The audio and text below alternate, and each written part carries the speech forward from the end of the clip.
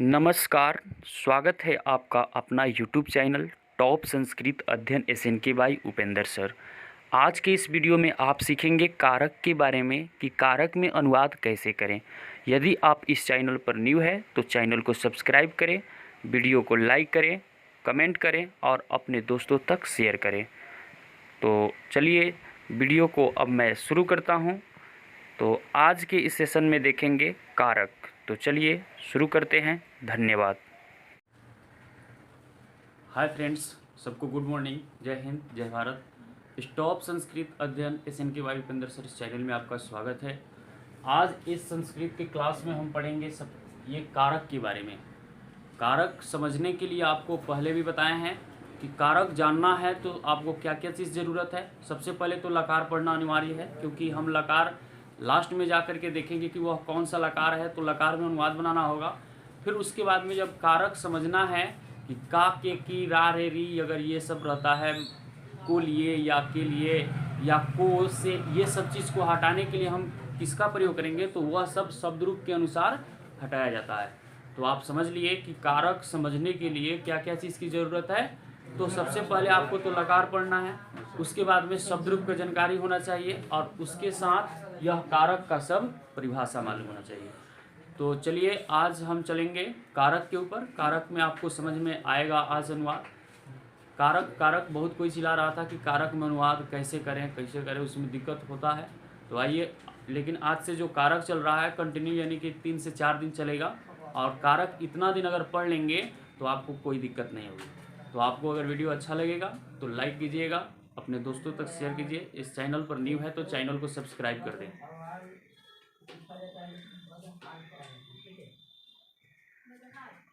और अपने दोस्तों तक शेयर भी कर दें।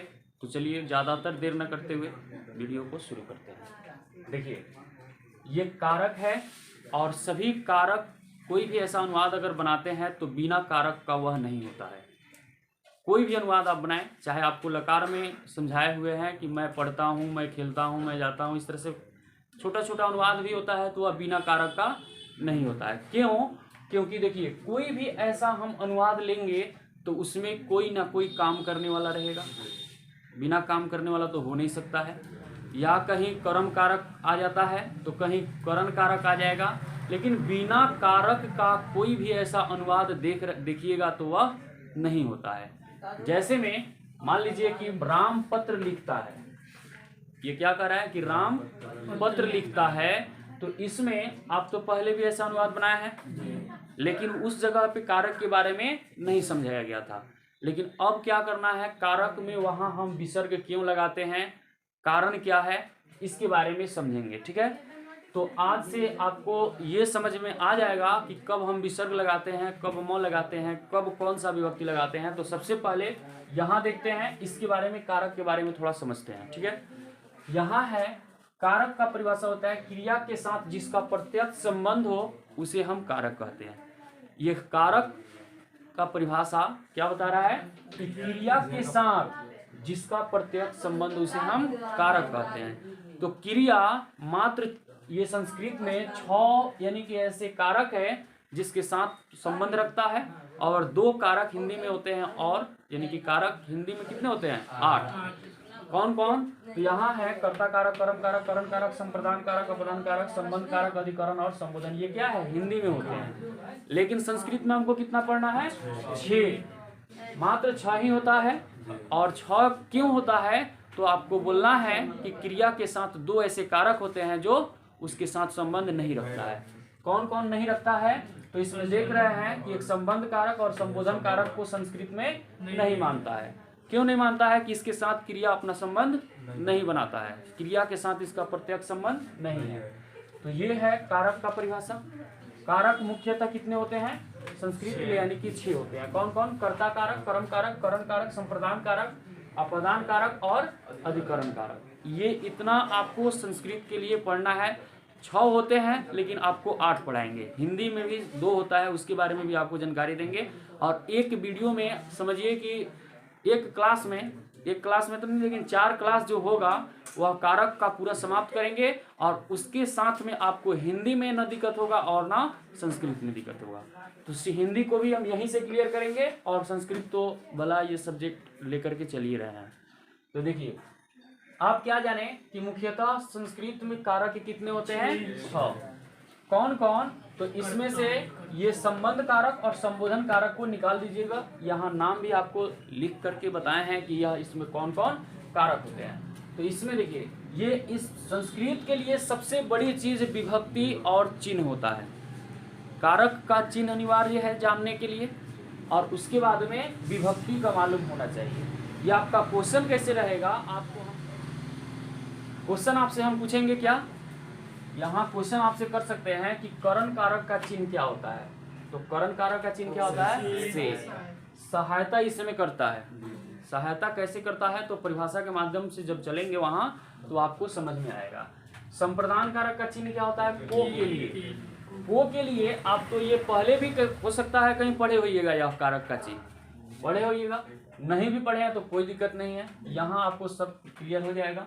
देखिए, संप्रदान कारक का चिन्ह को के लिए, लेकिन संस्कृत में बनाना होगा तो हमको ये चीज भी हमको ध्यान में रखना होगा कि संप्रदान कारक को कौन विभक्ति? चतुर्थी विभक्ति। उसके बाद में संबंध कारक का चिन्ह क्या होता है? का, के, की, रा, रे, री। का, के, की यह संज्ञा के साथ में रहता है तो यह जुड़ता है, संबंध जोड़ता है का, के, की। और सर्वनाम जहां आ जाएगा, जिसे में मैं, तुम, आप, वह, यह सब के साथ में रा, रे, री भी आपको देखने को मिलेगा। जैसे में होता है कि मेरी बहन, तो मेरी और मेरे बहन के साथ में क्या किया हुआ? रा, संबंध जोड़ दिया। तो का, के, की के साथ तो जुड़ता ही है, और साथ ही साथ रा, रे, री के साथ भी जुड़ता है। और हिंदी में चलेंगे तो और भी देखने को मिलेगा, जो, सो, हो से भी संबंध जुड़ता है, जो आपको सर्वनाम में ये ऑफलाइन क्लास में आपको बता दिए हैं कि सर्वनाम हिंदी में शायद पढ़ाए थे ना, तो आपको उसमें वहाँ जो, सो, हो से भी संबंध जुड़ता है। देखिए, सप्तमी विभक्ति अधिकरण कारक, सबसे ज्यादातर दिमाग आपको यहीं पे लगाना है, और इसको याद रहेगा तभी आप कारक को समझ पाएंगे। कैसे? क्योंकि उसमें कहेंगे कि करण कारक का चिन्ह क्या होता है? से। उसके बाद में करण कारक कौन विभक्ति है? तो तृतीया। ये आपको इधर से पूछे या इधर से पूछे, इसमें दिक्कत नहीं होना चाहिए, इसको अच्छा तरह से याद कर लेना होगा। उसमें फिर आपसे अगर पूछ देंगे कि तृतीया विभक्ति का चिन्ह क्या होता है, तो चिन्ह पूछेंगे तो से होगा। उसके बाद में चतुर्थी विभक्ति का चिन्ह क्या होता है? को के लिए।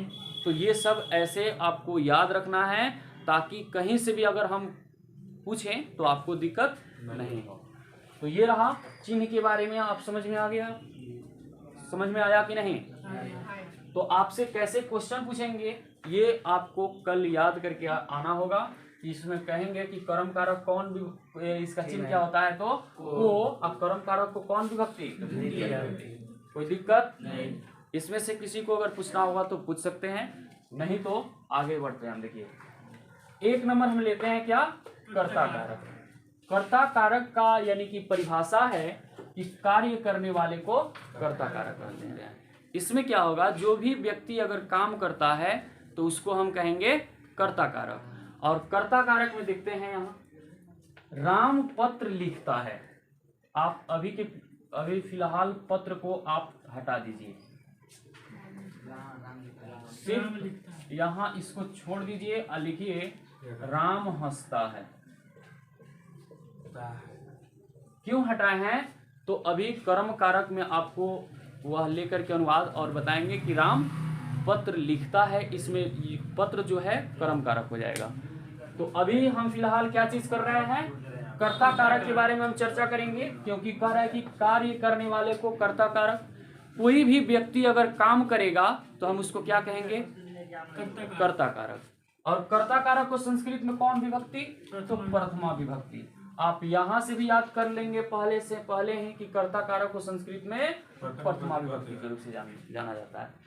इसमें का चिन्ह क्या मिलेगा? ने। तो ने कहीं देखने को आपको मिलेगा, कहीं नहीं देखने को मिलेगा। जिसे मैं अगर कह देगा राम ने रावण को मारा, राम ने रावण को मारा, तो यहाँ क्या है? ने आप देख रहे हैं कि ने है। तो देखिए चिन्ह कहीं भी रहेगा, कारक का चिन्ह तो उस चिन्ह को हटाने के लिए हम विभक्ति का प्रयोग करते हैं। तो उस चिन्ह को कहाँ हटाएंगे और कहाँ किस में लगाएंगे? देखिए यहाँ चिन्ह जहाँ रहेगा उसके पीछे वाला शब्द में वह शब्द जोड़ा जाता है। क्या समझे? जहाँ चिन्ह मिलेगा, चिन्ह से पहले वाला जो भी शब्द रहेगा उसके साथ में हम जोड़ेंगे। क्या जोड़ेंगे? तो देखिए यहाँ तो आप समझ लिए कि कार्य जो भी कोई व्यक्ति करेगा तो उसको कर्ता कारक, और कर्ता कारक को संस्कृत में प्रथमा विभक्ति के रूप से जानते हैं। यहाँ किसी को दिक्कत? फिर उसके बाद देखिए जैसे में ले रहे हैं कि राम हंसता है, इसमें हंसने वाला कौन है? राम। काम करने वाला राम है। फिर उसके बाद कह रहा है कि सीता नाचती है, तो सीता क्या हो जाएगा? कर्ता कारक। उसके बाद में तुम पढ़ते हो, तो तुम क्या हो जाएगा? कर्ता कारक। राम ने रावण को मारा, तो राम कौन कारक? कर्ता कारक। यानी कि आपको पहचानना है कि काम इसमें करने वाला कौन व्यक्ति है। तो जो भी कोई व्यक्ति काम करेगा तो वहां कौन कारक? कर्ता कारक। अब यहाँ कर्ता कारक जब पहचान लेंगे तो कर्ता कारक में कौन विभक्ति? तो प्रथमा विभक्ति। जहां भी कोई व्यक्ति काम करे तो उसके साथ में हम कौन विभक्ति का प्रयोग करेंगे? प्रथमा विभक्ति। अब देखिए यहाँ आपको ये शब्द रूप में आपको बताया है कि ये राम जो है किस शब्द रूप पर चलेगा? राम किसके ऊपर चलेगा? बालक पर चलेगा। तो यहाँ काम करने वाला राम है जी। अच्छा तरह से समझिएगा, यहाँ राम है बालक के ऊपर चलने वाला ना। तो जब बालक के ऊपर यह चलेगा तो यहाँ कितने राम है? एक राम है। तो बालक के शब्द रूप में प्रथमा विभक्ति में क्या होता है? बालक होता है ना। तो हम क्या करेंगे इसके जगह? प्रथमा विभक्ति में बालक बालका होता है ना। तो अगर एक रहेगा तो उसके साथ में हम बालक का प्रयोग करेंगे। बालक क्यों होगा? यहाँ राम क्यों होता है? तो हम क्या करेंगे? बालक की जगह आप राम जोड़ करके समझे हैं कि राम की जगह यानी कि बालक की जगह हम राम को लिखते हैं, तो यहाँ क्या बनेगा? राम। तो हम विसर्ग का प्रयोग क्यों करते हैं? तो क्योंकि यहाँ प्रथमा विभक्ति है और कर्ता कारक के साथ में यानी कि बालक के शब्द रूप में विसर्ग वहां होता है, इसीलिए यहाँ राम के आगे हम विसर्ग का प्रयोग करते हैं। तो यहाँ क्या हुआ?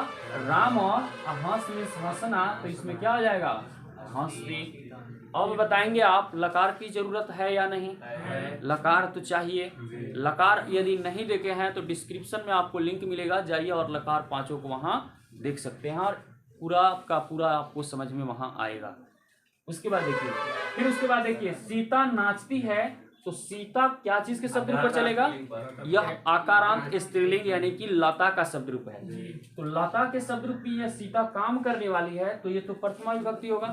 प्रथमा विभक्ति क्यों होगा? क्योंकि यह काम कर रही है और जहां भी कोई व्यक्ति अगर काम करता है उसके साथ में प्रथमा विभक्ति लगाते हैं। कोई दिक्कत? तो यहाँ है सीता, सीता काम कर रही है। सीता जब काम कर रही है तो इसके साथ में प्रथमा विभक्ति लगाएंगे। सीता अकेली है, तो अकेली है तो क्या लगाएंगे? सीता। प्रथमा विभक्ति में लता के शब्द रूप में लता होता है, तो हम भी क्या करेंगे? सीता। यहाँ विसर्ग का प्रयोग नहीं होता है, इसीलिए बोला जाता है कि विसर्ग का प्रयोग लड़की के नाम के आगे नहीं होता है। क्यों नहीं होता है? तो प्रथमा विभक्ति कोई भी ऐसा नाम बोलते हैं तो वह तो कर्ता कारक हो जाएगा, कर्ता में वह चला जाएगा नाम। तो नाम के साथ में वह प्रथमा विभक्ति जब भी लगाएंगे, अपना रूल को नहीं ना बदल देंगे, तो वहां लता के शब्द रूप में विसर्ग नहीं होता है, इसीलिए यहाँ लड़की के नाम के आगे विसर्ग का प्रयोग नहीं होता है। कोई दिक्कत? लेकिन एक जगह होता भी है। कहाँ होता है? तो बहुवचन के साथ में होता है। अगर जैसे मैं अगर कह दे कि बहुत सारे सीता है, बहुत सारा यहाँ सीता है, बहुवचन में आ जाएगा। तो जो कोई व्यक्ति एक हो और उसका यानी कि ज्यादातर संख्या हो, जिसमें राम एक थोड़ी एक रहेगा, तो वहां तो हम विसर्ग लगाएंगे, बालक के शब्द पर चलेगा। लेकिन कहेगा सीता, तो एक सीता कहेगा तो उसके साथ में विसर्ग का प्रयोग नहीं करेंगे। लेकिन एक ही नाम के अगर ज्यादातर आदमी है, बहुवचन के साथ में है, तो वहां विसर्ग का प्रयोग होता है। तो सीता प्रथमा विभक्ति, तो प्रथमा विभक्ति के साथ में लता लगाएंगे और उसके बाद नृत्य मीन्स नाचना, तो यहाँ क्या बनेगा? नृत्यति। कोई दिक्कत? उसके बाद में तुम, ये क्या है? ये भी, ये तुम जो है मध्यम पुरुष है तो यह तवम युवाम यूयम ये इस तरह से होता है। अस्मद युष्मद का शब्द रूप आपको याद कराएंगे सर्वनाम जब पढ़ेंगे तब। लेकिन तुम का त्वम होता है, यह भी किसका रूप है? यह प्रथमा विभक्ति का ही रूप में आता है। सबसे पहले आपको तवम युवाम युवम युष्मद के शब्द रूप देखिएगा तो आपको वहां से सर्वनाम जब पढ़ाएंगे तब इसके बारे में आपको खुलासा हो जाएगा कि हम त्वम ही तुम का क्यों लिखते हैं। उसके बाद में पठ मीन्स पढ़ना, और उसके बाद हम देख रहे हैं कि यह मध्यम पुरुष एक वचन, तो मध्यम पुरुष एक वचन में सी होता है तो हम सी लगा देंगे, कोई दिक्कत। अब यहाँ देखिए राम ने रावण को मारा, ये आपको ये कौन कारक हो जाएगा? कर्म कारक। यहाँ इसमें आपको नहीं समझाएंगे, कर्म कारक में चल रहे हैं तो वहां आपको हम समझाएंगे। तो यहाँ ये इतना में किसी को दिक्कत? कर्ता कारक समझ में आया? इतना दिमाग में रखना है, जो कोई व्यक्ति अगर काम कर रहा है तो काम करने वाला कर्ता कारक, और कर्ता कारक को संस्कृत में प्रथमा विभक्ति, जहां भी काम करने वाला व्यक्ति होगा उसको प्रथमा विभक्ति में डालेंगे, कोई दिक्कत? तो कर्ता कारक आपको समझ में आ गया होगा। अब देखते हैं कर्म कारक के ऊपर। कर्म कारक कह रहा है क्रिया का फल जिस पर पड़े उसे कर्म कारक कहते हैं। क्रिया का मतलब आपको पहले भी बताया है, क्रिया का मतलब क्या होता है? कोई काम, जो वाक्य में जो काम होता है उसको क्रिया कहते हैं। हिंदी में उसका नाम क्रिया दिया गया है, संस्कृत में उसका नाम धातु दिया गया है, और इंग्लिश में उसको भर्ब के नाम से जानते हैं। तो आप जहां से आपको क्लियर हो सके वहां से आप उस भर्ब का इंग्लिश के माध्यम से अगर चाह रहे हैं कि उसको हम समझ सके तो इंग्लिश से ही समझ लीजिए, क्योंकि उसमें भी रीड मीन्स पढ़ना होता है। तो ऐसे समझ सकते हैं कि रीड है तो पढ़ना वह क्या हो जाएगा? क्रिया। या ऐसे नहीं समझ में आ रहा है तो जो वाक्य में जो काम होगा तो काम को ही क्रिया कहते हैं। शॉर्ट भाषा में हम समझ सकते हैं कि उसको क्रिया हम उसको कहेंगे, जो वाक्य में जो काम होगा तो उसी को हम कहेंगे क्रिया। तो क्या कह रहा है कि क्रिया का फल जिस पर पड़े, यानी कि जो काम होगा और काम का प्रभाव किसी और व्यक्ति के पड़े, किसी और भी यानी कि वस्तु के ऊपर पड़े या कोई व्यक्ति के ऊपर पड़े, तो उसको हम क्या कहेंगे? कर्म कारक। जैसे में हम देखते हैं कि मैं पत्र पढ़ता हूँ, इसमें पढ़ना क्या हो जाएगा? काम, या उसको हम क्रिया बोलेंगे। तो क्रिया का फल किसके ऊपर पड़ रहा है? तो पत्र के ऊपर। क्रिया का फल या किसी के ऊपर दबाव पहुंचे, प्रभाव जिसके ऊपर पड़े, तो उसको हम कहेंगे कर्म कारक। तो यहाँ हम पढ़ रहे हैं तो लेकिन प्रभाव किसके ऊपर जा रहा है? पत्र के ऊपर। तो पत्र कौन कारक? कर्म कारक। अब मैं कौन कारक? मैं तो काम कर रहा हूँ तो यह कर्ता कारक हो जाएगा। पत्र क्या हो जाएगा? कर्म कारक हो जाएगा। और पढ़ना क्या है? क्रिया है। तो अब इसको अनुवाद कैसे बनाएंगे? तो आपको यहाँ समझ गए होंगे कि यह नोट में लिखे हैं कि कर्म कारक को संस्कृत में द्वितीया विभक्ति के रूप से जानते हैं। अब जहां भी अगर कर्म कारक आएगा वहां कौन विभक्ति का प्रयोग करना है? द्वितीय विभक्ति। तो देखिए मैं का संस्कृत क्या हो जाएगा? अहम। अब पत्र का होता है क्या? पत्रम। पत्रम क्यों होगा? वहां म हम क्यों लिखेंगे? तो देखिए यहाँ क्या होता है? फलम। पत्र का शब्द रूप किसी ऊपर जाएगा? फल पर। तो फलम फले फलाने होता है। अब फिर यहाँ द्वितीय विभक्ति में क्या हो जाएगा? यहाँ तो प्रथमा विभक्ति है और यहाँ द्वितीय विभक्ति। तो द्वितीय विभक्ति में क्या हो जाएगा? फलम होता है। तो पत्र का शब्द रूप तो इसी के ऊपर ना आएगा। तो क्या हो जाएगा? यहाँ द्वितीय विभक्ति जब लगाएंगे पत्र में तो क्या बन जाएगा? पत्रम बन जाएगा। उसके बाद में पठ मीन्स पढ़ना, तो ये उत्तम पुरुष एक वचन। तो उत्तम पुरुष के एक वचन में यह लट लकार है तो क्या होता है?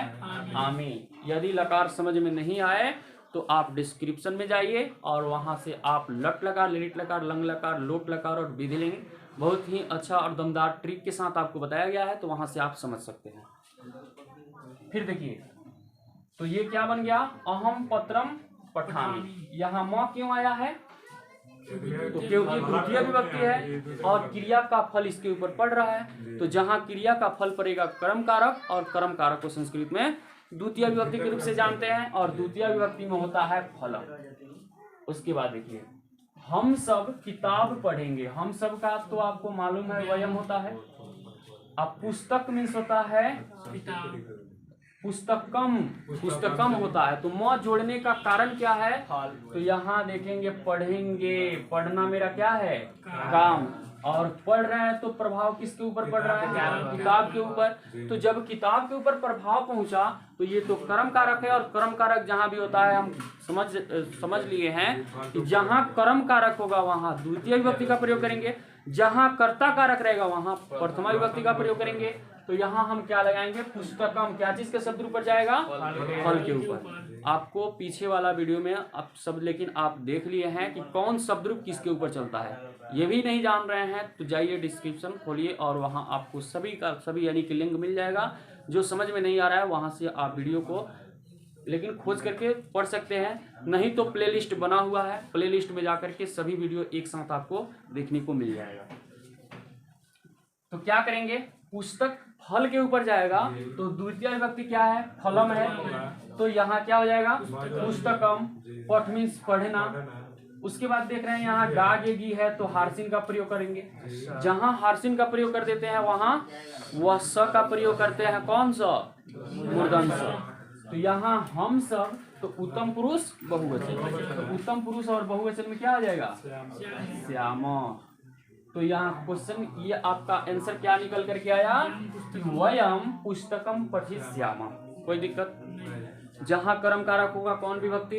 द्वितीय विभक्ति। जहाँ कर्ता कारक रहेगा प्रथमा विभक्ति। बस अभी के फिलहाल इतना ही याद रखना है। फिर उसके बाद देखिए वह घर जाएगी, वह घर जाएगी। तो सा मीन्स वह, गृहम मीन्स घर। अब गृहम क्यों हुआ? क्यों हुआ? फल के शब्द रूप पर चलेगा। और जाने का फल किसके ऊपर पड़ रहा है? घर के ऊपर। यानी कि जाना क्रिया है और क्रिया का प्रभाव घर के ऊपर पहुंच रहा है। एक चीज और हम कह सकते हैं कि जिसके ऊपर दबाव पहुंचे, यानी कि काम का दबाव जिसके ऊपर पहुंचे तो उसको हम कहेंगे कर्म कारक। तो हम जा रहे हैं घर तो घर के ऊपर दबाव पहुंचा, प्रभाव पहुंचा, क्रिया का फल घर के ऊपर आया। जिस रूप में आपको समझ में आए वहां से आपको समझना है। देखिए यहाँ घर क्या हो जाएगा? कर्म कारक। कर्म कारक के साथ द्वितीय विभक्ति का प्रयोग करेंगे।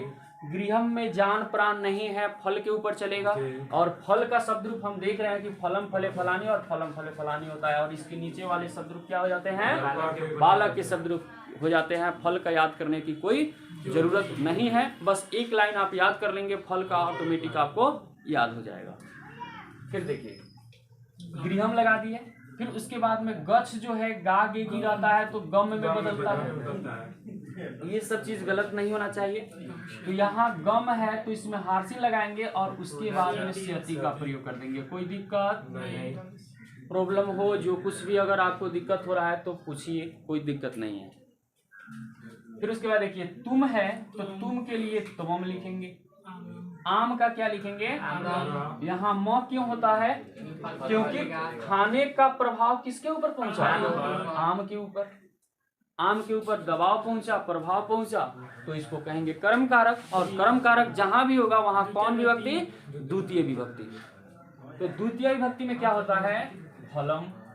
तो क्या बन जाएगा? आम्रम। खाद मीन्स खाना, तो यहाँ क्या हो जाएगा? खादसी। कोई दिक्कत नहीं।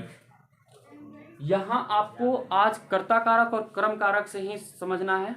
इसके आगे जो होगा और भी लेकिन दमदार आपको समझाया जाएगा। आप है तो आपका क्या हो जाता है? भवान। भवान मीन्स आप और दुग्धम मीन्स दूध। अब यहाँ म क्यों लगेगा? क्योंकि यहाँ पीने का प्रभाव किसके ऊपर? दूध के ऊपर। पी रहे हैं दूध तो दूध बेचारा को वह लेकिन प्रभाव पहुंच रहा है, उसके ऊपर दबाव पहुंच रहा है, तो दूध हो गया कर्म कारक। जहाँ कर्म कारक का बात आएगा वहाँ द्वितीय विभक्ति का प्रयोग करेंगे, क्योंकि यहाँ साफ स्पष्ट रूप से लिखा गया है कि कर्म कारक जहाँ होंगे वहाँ संस्कृत के जो द्वितीय विभक्ति होगा उसमें से हम प्रयोग करेंगे।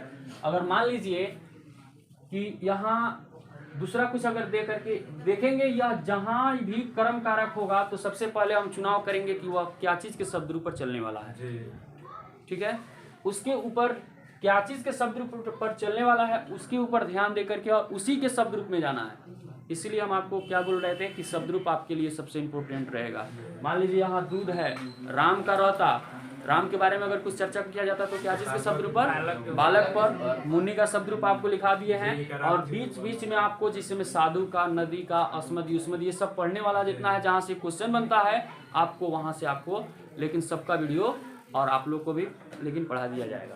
तो देखिए दुग्धम क्यों बना, इसमें तो किसी को दिक्कत नहीं, क्योंकि कर्म कारक है। कर्म कारक जहां भी हमको दिख जाएगा वहां तो द्वितीय विभक्ति आंख मूंद के हमको वहां लगाना होगा। और उसके बाद में पा मीन्स पीना होता है, तो पास्यसी आपको बताए हैं। पा मीन्स तो पीना होता है ना, तो पा मीन्स पीना। 4 लकार में पीब में चलता है, 4 लकार में क्या हो जाएगा, पीब में चलेगा। 4 लकार पीब बन जाएगा, और 1 लकार ऐसा यानी कि लिरिट लकार होता है, जहां हम क्या करते हैं, ये पा का पा ही रह जाता है, और जहां हार्सिन का प्रयोग नहीं करते हैं वहां वही नियम का प्रयोग, नियम में जो स रहता है उसी स का प्रयोग करते हैं। हार्सिन का प्रयोग कर देंगे वहां मूर्धन स का प्रयोग करते हैं, कोई दिक्कत। तो ये रहा कर्म कारक और कर्ता कारक। आप अच्छी तरह से, मुझे विश्वास है कि आपको समझ में आया होगा। जहां नहीं समझ में आएगा कल आप बताएंगे कमेंट के माध्यम से कि हाँ यहाँ दिक्कत है, ये इसके बारे में कुछ बताइए, तो वहाँ से आपको क्लास फिर से लेकिन समझा दिया जाएगा। यदि इस चैनल पर न्यू है तो चैनल को सब्सक्राइब करें और अपने दोस्तों तक इसे शेयर करें, ताकि आपका दोस्त भी, हमारा एक ही लक्ष्य है कि संस्कृत को आसान बनाना। क्या आप लोग को संस्कृत आसान लग रहा है या नहीं? तो संस्कृत आपको आसान बनाना मेरा मेरी मेन लक्ष्य है। तो इसके साथ इस चैनल के माध्यम से जुड़िए, और आपको अगर संस्कृत समझ में नहीं आ रहा है तो 0 से साफ लेवल लेकर के हम वचन से चले हुए हैं, वहाँ से वीडियो शुरू करके आप देख लेंगे तो आपको संस्कृत आसान बन जाएगा, और मज़ा आएगा आप जब कारक पढ़ लेंगे तब।